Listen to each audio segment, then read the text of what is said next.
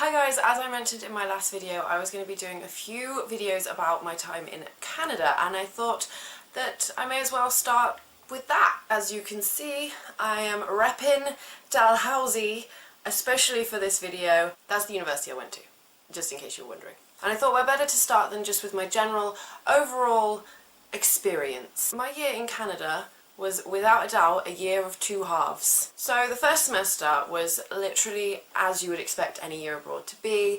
It had its down moments. The first few weeks were a little bit rough. I didn't love where I was living. Just getting used to a new country, new people, it was a little bit tough. But other than that, it was exactly what you would imagine a year abroad to be. I met amazing people, I got to explore the area, I got to learn about Canadian culture and Canada, and it was just exactly as I wanted it to be. I loved my classes as well, which is always a bonus. Yeah, it was just what I wanted my year abroad to be. I finally got my Freshers Week. When I started my undergrad in Bangor, I did not have a Freshers Week. I was in my room the entire time, didn't like it, was like, I want to go home, and so I never went out in Freshers Week. Whereas this time we went out loads, and it was just, I finally got the Freshers Week I had always wanted. The second semester, however,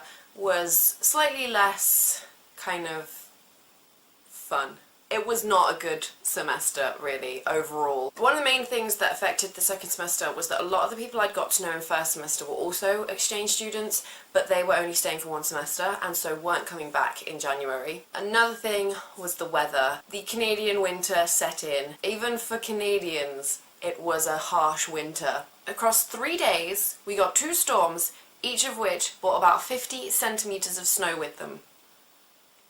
That's a lot of snow. It meant you couldn't do anything. You didn't want to walk anywhere for any distance because it was freezing. You kind of ended up just sitting in your room. We couldn't explore places, we couldn't do fun stuff. Even just going to the cinema was a lot of effort.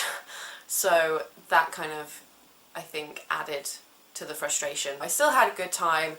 There were good nights out and things like that, but it was just they were fewer and further between, and yeah, it was just a lot of snow. Then to round out the experience abroad, I got to go travelling with a girl from Sweden that I met called Marlin. We got to go to Montreal, Toronto, Boston, New York and Washington DC, and I have to admit, as much as I was a little bit hesitant to go travelling on my own, I'm so glad I did.